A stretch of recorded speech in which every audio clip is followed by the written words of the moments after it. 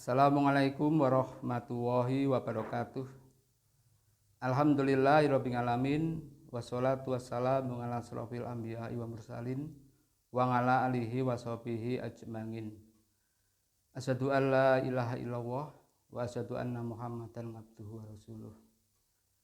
Jamaah pengajian yang dirahmati Allah, pemirsa MTTV yang berbahagia serta pendengar radio Purnama Bersih di mana saja berada. Alhamdulillah, mari kita panjatkan puji syukur kehadirat Allah Subhanahu wa taala atas limpahan rahmat, karunia maupun hidayahnya, sehingga pada kesempatan kali ini kita bisa bersilaturahmi dalam acara kajian rutin Majelis Tabligh PDM Wonosobo dengan baik, dengan sehat, tanpa halangan suatu apapun. Yang kedua, sholawat dan salam senantiasa kita curahkan ke junjungan kita Nabi Agung Muhammad Sallallahu Alaihi Wasallam, uswah hasanah kehidupan kita yang akan menyelamatkan kita di yaumil qiyamah nanti. Jamaah pengajian yang dirahmati Allah, dalam kesempatan yang mulia ini berkenan kami lanjutkan kembali kajian kita tentang tauhid. Kalau tauhid adalah sebuah kalimat yang sangat mulia. Namun beberapa waktu yang lalu menjadi sesuatu yang viral, yang berkonotasi negatif, menyusul adanya peristiwa yang terjadi, sehingga ini berefek pada kalimat tauhid tersebut terkesan menjadi negatif dan radikal. Namun dalam kesempatan ini kita tidak akan membahas tentang hal itu. Kita akan fokus pada kajian mengenai tauhid, kaitannya dengan spirit kemajuan umat. Dalam kajian beberapa waktu yang lalu telah kita sampaikan tentang tauhid sebagai dasar kesalehan seorang muslim, di mana dengan kalimat la ilaha illallah itu wahada yuwahidu tauhidan, kita telah menyatukan, mengesahkan Allah dalam perbuatan maupun dalam keyakinan. Dan itu sebagai dasar kita dalam keimanan, keislaman, dan kesalehan dalam kehidupan ini. Dalam tauhid kita telah mengenal tiga hal penting, yaitu tidak ada yang berhak kita cintai kecuali Allah, la hubban illa lillahi. Tidak ada yang lebih kita takuti kecuali Allah, la kasafatan illa lillahi. Dan tidak ada yang lebih kita taati, kita sembah kecuali Allah, la ibadatan illa lillahi. Kita juga telah memahami kalimat la ilaha illallah ada dalam dua keyakinan atau dua prinsip yang harus kita pegang teguh. Yang pertama adalah prinsip an-nafyu atau peniadaan, yaitu suatu penegasan bahwa tidak ada yang kita sembah secara hak kecuali Allah. Yang kedua, prinsip al-isbat atau penetapan, yaitu suatu penegasan bahwa hanya Allah yang paling berhak untuk kita ibadahi dan kita sembah. Kita juga telah mengenal tiga unsur mutlak daripada tauhid, yaitu kita kenal tauhid rububiyah, Allah sebagai pencipta, pemelihara, pengatur kehidupan ini. Dan dari situ kita meyakini bahwa Allah adalah tauhid mulkiyah. Allah adalah penguasa, pemilik, dan raja atau hakim yang akan mengadili kita secara adil nanti, baik itu nanti di dunia maupun di akhirat. Dari dua keyakinan itu kita memahami bahwa ketika kita sudah meyakini bahwa Allah adalah ciptaannya dan Allah adalah pemilik daripada alam semesta ini, maka tidak ada kata lain bahwa kita harus selalu taat, patuh, dan hanya menyembah kepadanya. Demikian pula dalam Quran surat Al-Anbiya disebutkan, wa ma arsalnaka min qablika mir rasulin illa nuhiya ilaihi annahu la ilaha illa ana fa'budun. Bahwa tugas para rasul tak lain adalah menegakkan tauhid. Sembahlah aku, janganlah sekalian selain aku. Dari kajian kemarin kita telah ambil kesimpulan bahwa dengan keyakinan kita bahwa Allah adalah Zat yang mengatur, yang menciptakan dan menguasai alam semesta ini, maka Allah adalah yang paling tinggi, yang paling besar, yang harus kita ibadahi, kita taati dengan sebenar-benarnya. Dengan demikian, selain Allah adalah makhluk. Kita tidak boleh mengagungkan makhluk selain Allah, mengkultusannya, mencari berkah kepadanya, mengagungkannya. Karena kalau ini demikian yang terjadi, maka seolah-olah ada kekuatan lain, ada tandingan-tandingan lain atau sekutu lain yang tanpa sadar melupakan, menafikan kebesaran Allah dan Rasul-Nya. Ini harus kita waspadai. Jamaah pengajian pemirsa NTTV dan pendengar Radio Purna Bekti yang kami hormati. Dalam kesempatan ini berkenan kami sampaikan mengenai tauhid yang murni. Dan bagaimana kita memahami tauhid yang murni itu sebagai spirit kemajuan umat. Untuk memahami hal ini tentunya kita harus mengkaji tentang aspek-aspek kemunduran umat Islam terlebih dahulu. Ada 3 hal menurut saya yang bisa kita sampaikan. Yang pertama adalah adanya pemahaman keagamaan yang tidak murni, masih bercampur dengan adat, keyakinan, ataupun kebiasaan yang tidak berasal dari ajaran Islam, namun berpotensi merusak akidah Islamiyah, berbau tahayul, bid'ah dan khurafat, terutama itu dari tradisi pra-Islam. Misalnya keyakinan terhadap dewa-dewa ataupun roh-roh yang aktif dan segala hal yang sifatnya gaib dan mistis, termasuk perdukunan, meskipun seringkali berwajah Islam, namun berbagai hal tersebut telah mematikan rasionalitas kita, akal sehat kita, membekukan pikiran kita, mengesampingkan ilmu pengetahuan.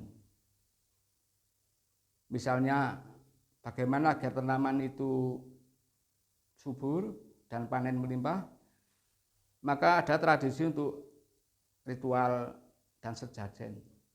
Misalnya persembahan kepada Dewi Sri untuk keberkahan daripada tanaman yang kita miliki itu, agar panen melimpah dan sebagainya.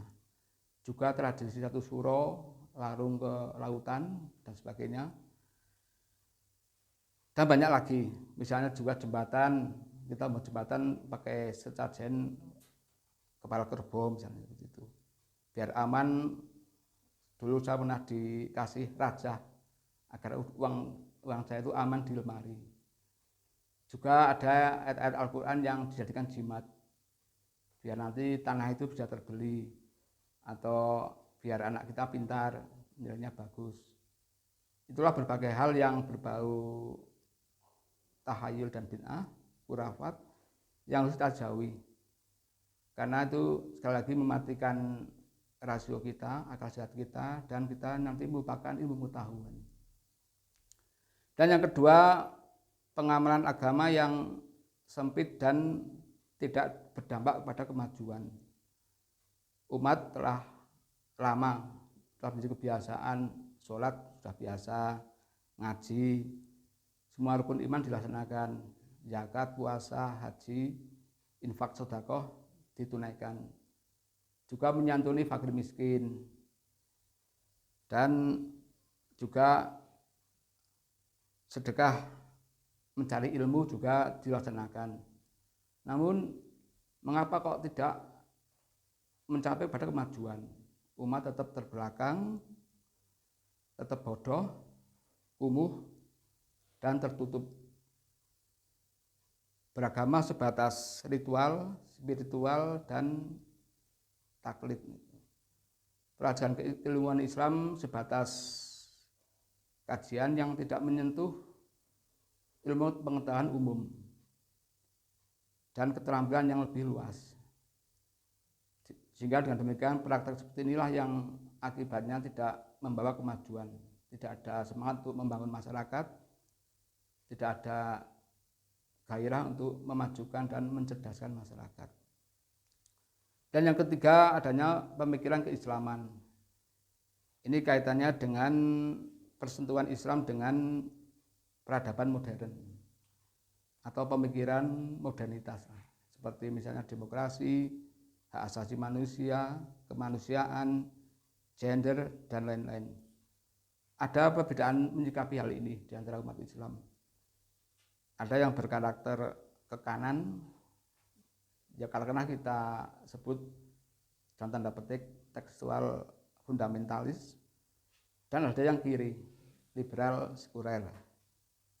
Muncul istilah Islamofobia, fobi terhadap Islam, karena takut ada teroris dan sebagainya, sehingga ketika melihat cadar, jenggot, celana cingkrang, bahkan sekarang ini baju koko atau kopiah putih menjadi sesuatu yang diteliti, ditegur dan sebagainya, karena dikhawatirkan ini bagian dari radikalisme. Ini adalah fobiasme Islam yang harus kita atasi dengan pemikiran yang lebih moderat, yang lebih kultural, intelektual, dan tajdidiyah, sehingga Islam yang rahmatan lil alamin itu bisa lebih terwujud di dalam kehidupan ini. Meskipun fobi Islam itu sendiri adalah juga termasuk mereka yang di pendum kiri, yaitu mereka yang liberal juga sebenarnya adalah fobiasme Islam juga.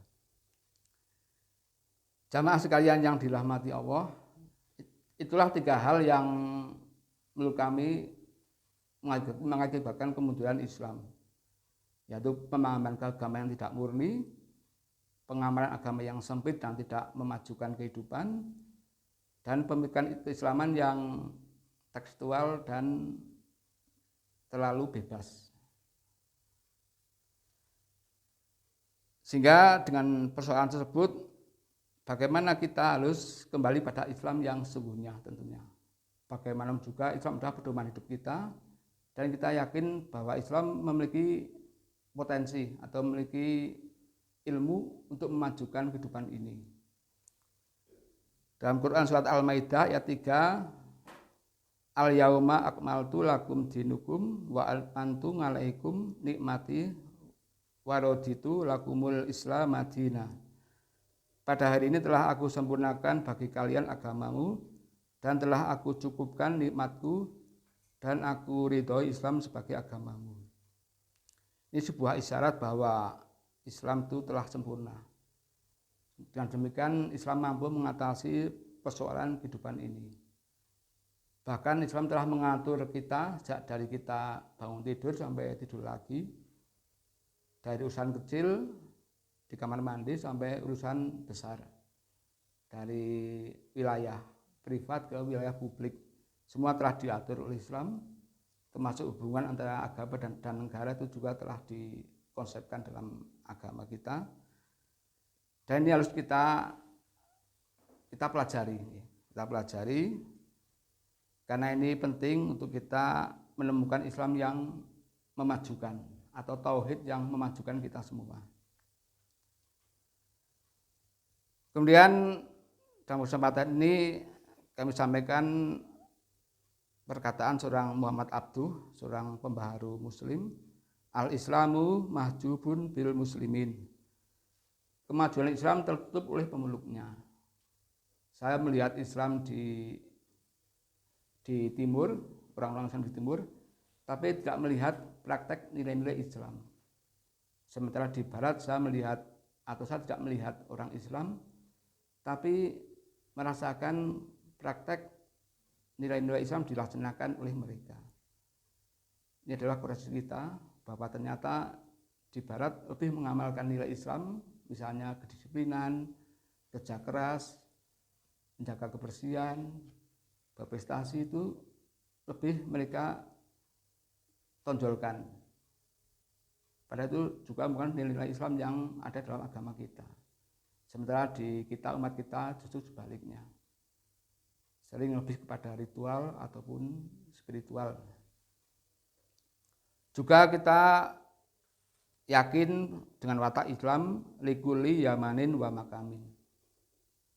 Kontekstual dalam setiap ruang dan waktu. Dengan demikian, Islam adalah agama yang selalu kontekstual. Bisa mengikuti perkembangan zaman tanpa larut oleh zaman itu sendiri.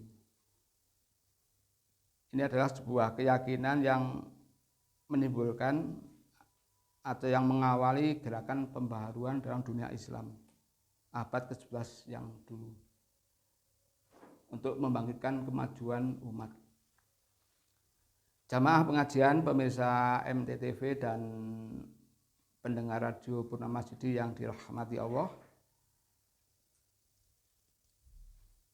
Dalam buku Tauhid Al-Faruqi, Tauhid is Implication for Thought and Life, Al-Faruqi menjelaskan selama ini umat Islam berada dalam kesedihan dan keprihatinan.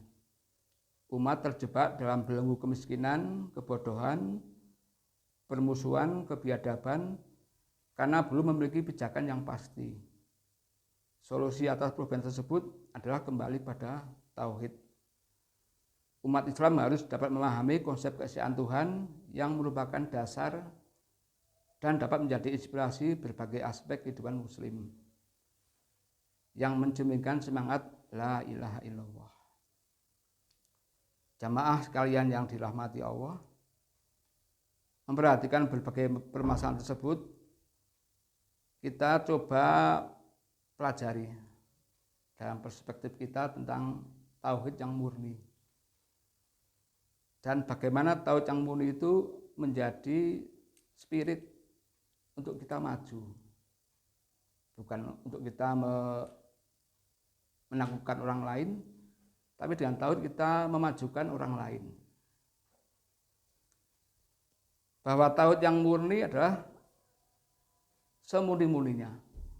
Jadi memang hati-hati sekali. Tauhid yang tidak tercampur sedikit pun dan dengan alasan apapun dari anasir-anasir di luar Islam yang bertentangan dengan akidah Islamiyah. Baik itu dari adat, tradisi, kebiasaan maupun dari berhala-berhala modern zaman sekarang ini. Menurut saya ada 3 konsep tentang tauhid yang murni itu. Yang pertama adalah tauhid dan persamaan semua manusia. Dalam tauhid yang murni hanya Allah yang maha tinggi, itu jelas. Allah yang maha besar, semua makhluk ciptaannya kecil. Sehingga dengan demikian kita tidak akan memuja selainnya. Kita semua sama. Ketika Tuhan itu besar, tertinggi, maka manusia itu sama. Tidak boleh ada yang lebih dari yang lain. Boleh kita memuja orang lain karena ilmunya, tapi tidak boleh berlebih-lebihan. Semua manusia sama, setara, egaliter. Tidak ada yang lebih tinggi karena keturunan, silsilahnya, nasabnya, suku, atau jabatannya. Semua sama di hadapan Allah. Yang membedakan hanyalah ketakwaannya. Inna akramakum indallahi atqakum. Sesungguhnya orang yang paling mulia di sisi Allah adalah orang yang bertakwa. Ialah mereka yang beriman dan beramal soleh. Dalam kaitan amal soleh inilah kita temukan ketakwaan dalam wujud yang progresif, yang dinamis dan transformatif atau mengalami perubahan bentuk. Di mana ketakwaan adalah adanya usaha untuk mencapai prestasi dalam iman, dalam amal maupun dalam pekerjaan. Mereka yang berusaha keras dan berprestasi, itulah mereka yang bertakwa. Itulah mereka yang berbeda dengan yang lainnya. dia adalah orang yang dimuliakan Allah. Dan yang kedua, tauhid dan penguasaan ilmu pengetahuan. Al-Quran menempatkan ilmu pengetahuan sejajar dengan iman. Maju mundurnya sebuah peradaban dalam perspektif iman sangat tergantung pada berhasil atau gagalnya integrasi antara iman dengan ilmu. Iman tanpa ilmu maka bodoh.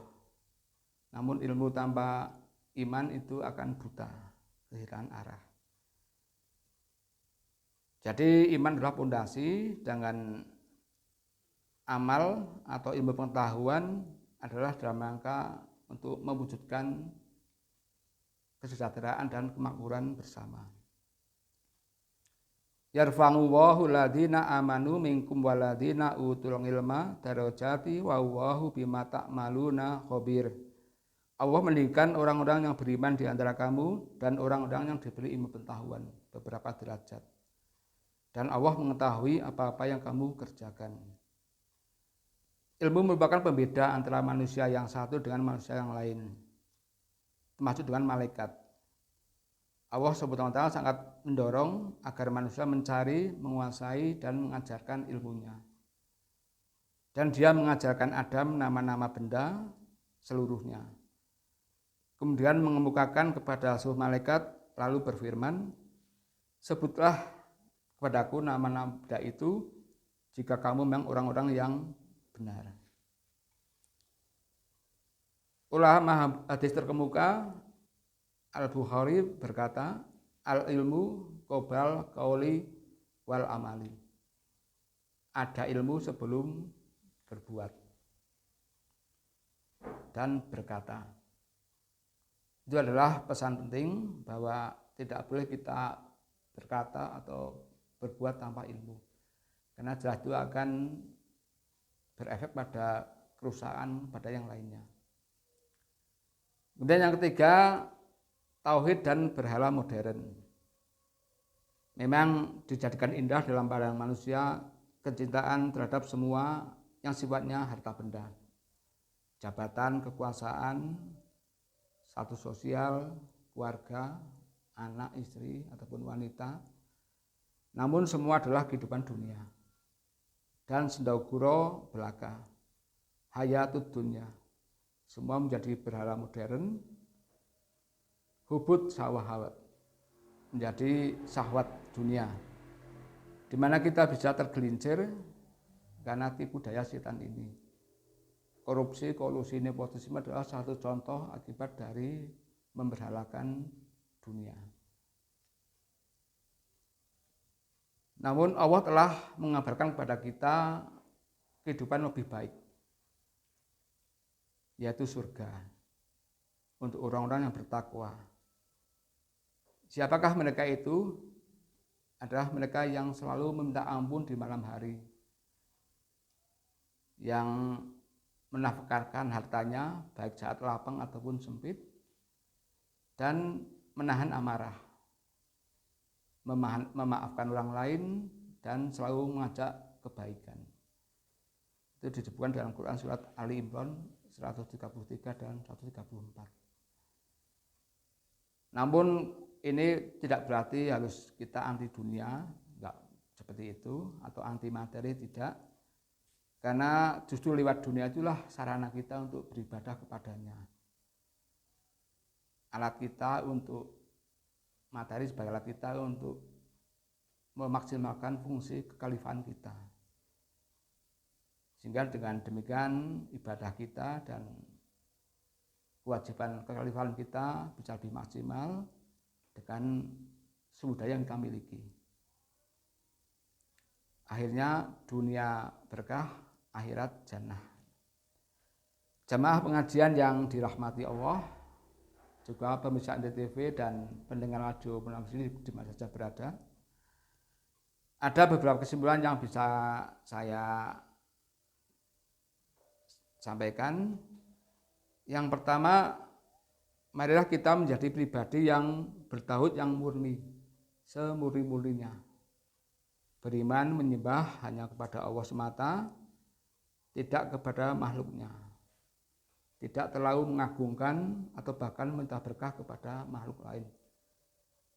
Kita menolak semua tradisi yang mematikan akal sehat dan membekukan semangat mencari ilmu pengetahuan. Yang kedua, manusia adalah sebagai hamba dan khalifahnya. Kita buktikan ini dengan ibadah yang jelas ada tuntunannya, dengan keindahan akhlakul karimah, dan memajukan muamalah duniawiyah dengan memakmurkan, mensejahterakan, dan mendamaikan dunia ini. Yang ketiga dengan tajdid, pemurnian dan dinamisasi, dan melalui ijtihad taksisme Islam kita wujudkan dengan amal soleh yang berkemajuan, yang membebaskan dan mencerahkan kehidupan. Karena Islam adalah agama kemajuan, agama peradaban, din al-hadurah. Yang keempat, keimanan yang murni yang diwujudkan dengan ilmu dan amal yang berprestasi, itulah ketakwaan yang memuliakan dan membedakan kita dengan orang lain. Demikian yang bisa kami silaturahmikan dalam kesempatan kali ini. Mohon maaf banyak kurangannya. Semoga bermanfaat bagi kita semua. Dan semoga Allah selalu meridhoi langkah-langkah perjuangan hidup kita. Amin amin ya rabbal alamin. Nasrun minallah wa fathun qarib. Astagfirullahaladzim. Wassalamualaikum warahmatullahi wabarakatuh.